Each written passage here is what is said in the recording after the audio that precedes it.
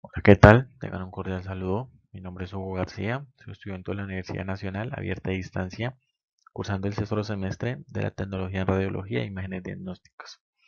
Para el día de hoy tenemos una actividad de la fase 4, un caso clínico acerca de una fractura de órbita. En nuestro caso clínico tenemos a un paciente pediátrico de 6 años de edad, el cual presenta un trauma craneoencefálico con trauma facial debido a una caída de un barranco de aproximadamente 5 metros de altura. La madre no evidencia la caída, solo se encuentra en el sitio al paciente sentado y con fuerte llanto.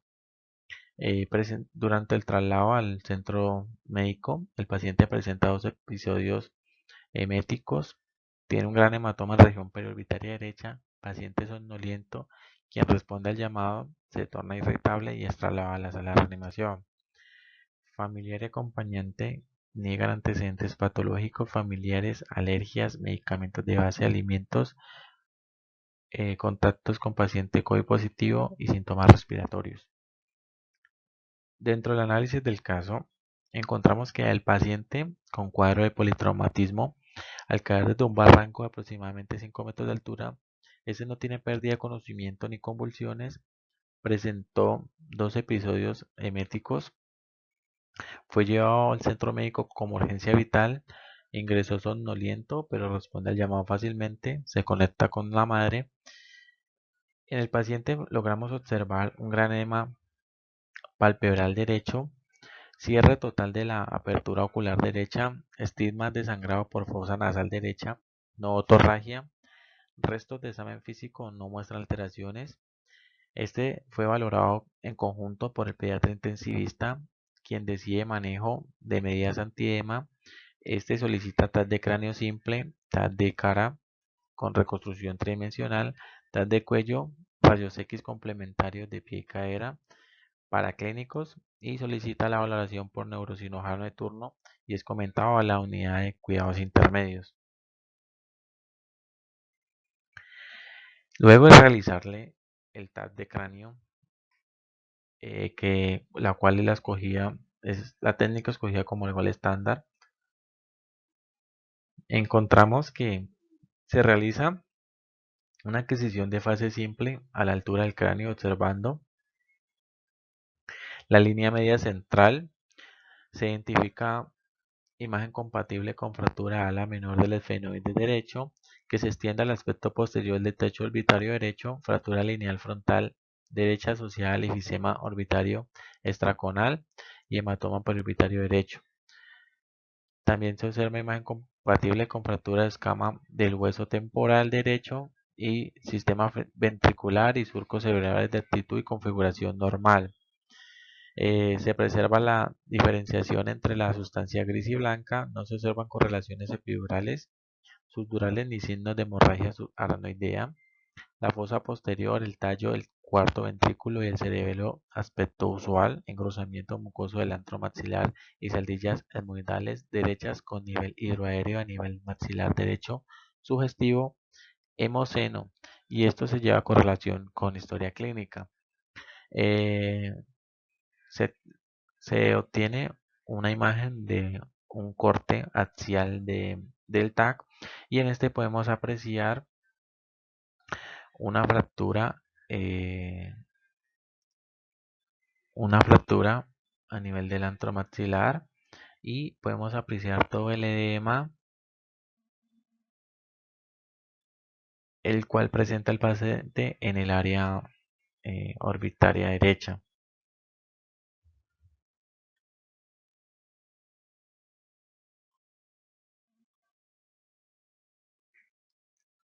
Continuamos con el TAC de senos paranasales.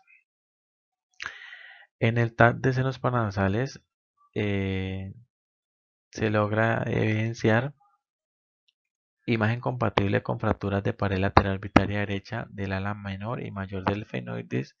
eh, Se extiende aspecto posterior del techo orbitario derecho, fractura lineal, fractura frontal derecha, hematoma periorbitario derecho, fractura hemoidal con signos de hemoceno maxilar derecho, septo nasal desviado hacia la derecha, y cornetes de aspecto normal, línea frontal derecha asociada a efisema orbitario extraconal y hematoma. En la reconstrucción tridimensional se identifica y se confirma la fractura de pared lateral orbitaria a nivel del ala mayor y menor del esfenoides y la fractura que se extiende al aspecto posterior derecho del techo orbitario. Bueno, en estas dos imágenes que se adquieren de ese TAC podemos apreciar la fractura a nivel del ala mayor y menor del esfenoides. Podemos apreciar pérdida de línea ósea en el etmoides, por lo cual ocasiona un hemoceno. En esta imagen de acá podemos apreciar la fractura lineal frontal derecha, la cual está asociada a un efisema orbitario extraconal y hematoma periorbitario derecho. Este se aprecia desde el lado de acá. Tenemos fractura en el antro del seno maxilar. Tenemos tejido blando dentro del seno y en una imagen más adelante se puede apreciar todo el seno maxilar con hemoceno, igual que el hemoidal como lo apreciamos acá. Cornetes de apreciación normal y el septum lo observamos desviados pero en unas imágenes más posteriores. Bueno, muchas personas pueden tomar que una patología de fractura de órbita es algo insignificante o es algo irrelevante, que de pronto no tenga gran peso, ya que de pronto desconocemos la cantidad de daños o el daño permanente que puede ocasionar una pequeña fracturita de estas. Entonces, estas se entienden como un padecimiento que implica lesiones complejas que afectan a los tejidos blandos y óseos y que pueden ocasionar síntomas importantes e incapacitantes.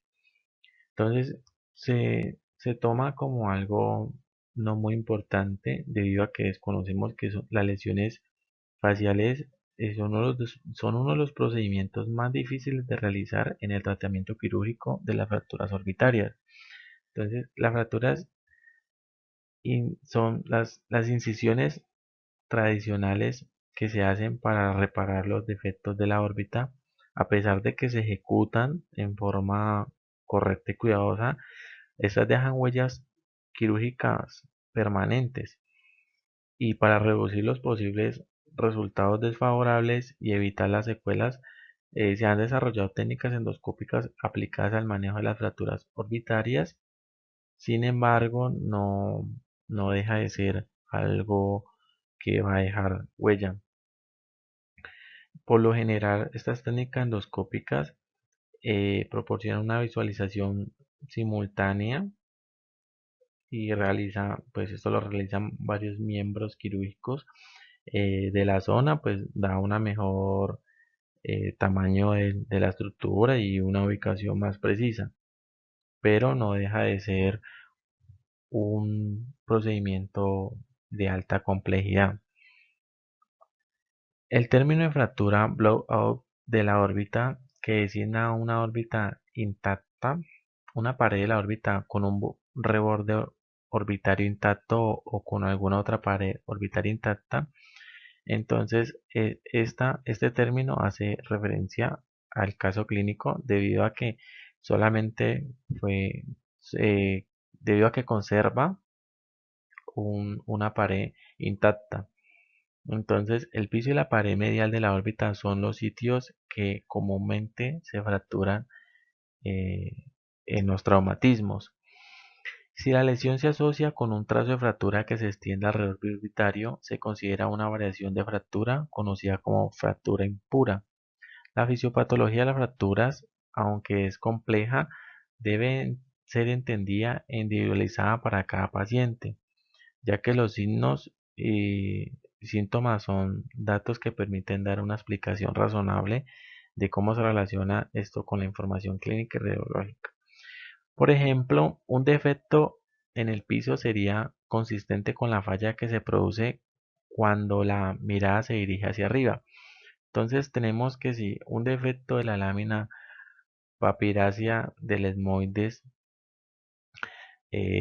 se daña, digámoslo así, puede ocasionar eh, un mal posicionamiento del ojo y esto ocasiona problemas relacionados con el movimiento del recto medial.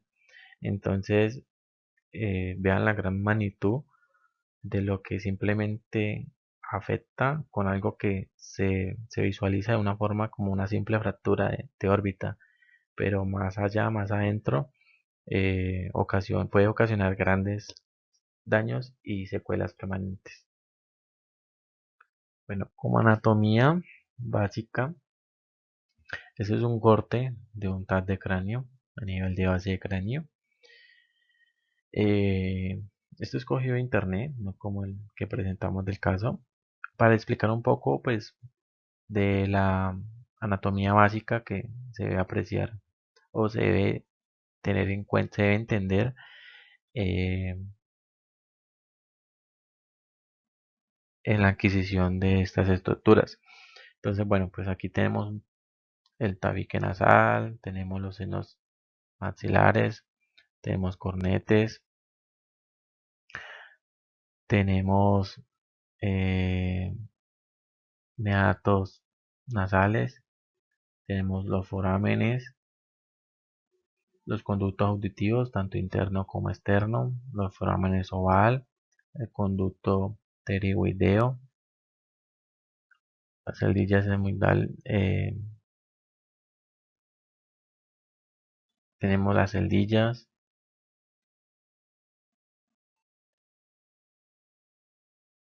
Este es un corte de un TAC de senos paranasales, como pues se puede apreciar, es más cogido como pues la parte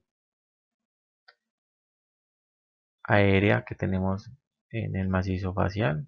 Tenemos seno frontal, cerillas hemorroidales anteriores, meato nasal superior, el cornete nasal, meato nasal inferior, cornete nasal inferior, tabique nasal, pues tenemos aquí el contorno de la órbita,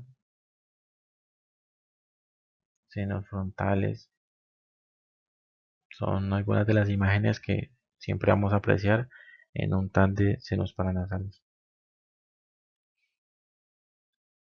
Bueno, como protocolo de cráneo, eh, normalmente los protocolos pueden diferenciarse de pequeñas cosas debido al centro en el que se realiza la adquisición del estudio. Por ejemplo, en el centro en el que se realiza la adquisición del estudio del caso clínico, se hicieron cortes volumétricos de 5 milímetros con reconstrucción a 1,25.